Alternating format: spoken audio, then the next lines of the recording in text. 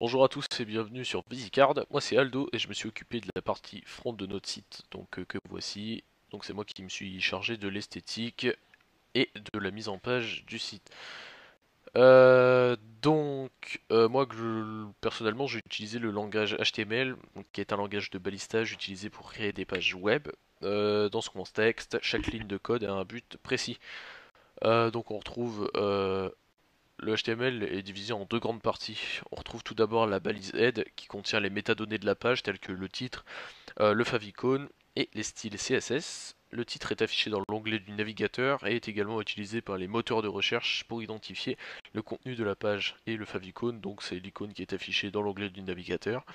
Et les styles CSS sont utilisés pour définir l'apparence du contenu de la page. Ensuite nous avons la balise body qui contient tout le contenu visible du site, et c'est dans cette balise que sont placés les éléments qui seront affichés à l'utilisateur.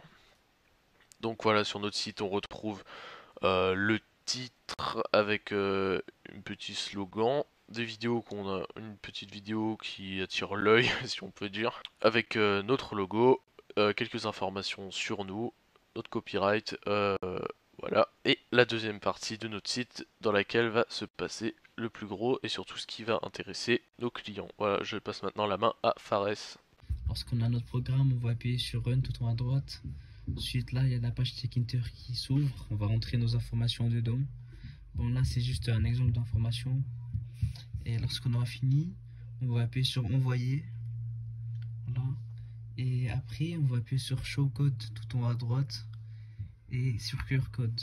Et là, on a le QR code de nos informations qu'on vient d'écrire. Pour ce projet, nous avons utilisé le langage de programmation Python et notamment trois librairies qui sont QR Code, Tkinter et OS. Comme fonction, nous avons la fonction clear qui va nous permettre de réinitialiser les données à chaque fois que l'utilisateur souhaite créer un nouveau QR code. La fonction submit qui va nous permettre de récupérer les informations entrées par l'utilisateur. La fonction QR Code Generator, QR Generator qui va nous permettre de créer justement le QR code à base des données de l'utilisateur. Et la fonction toFuncs qui va nous permettre d'entrer plusieurs arguments dans Tkinter. Ensuite, ici, c'est l'interface graphique de l'application avec Tkinter.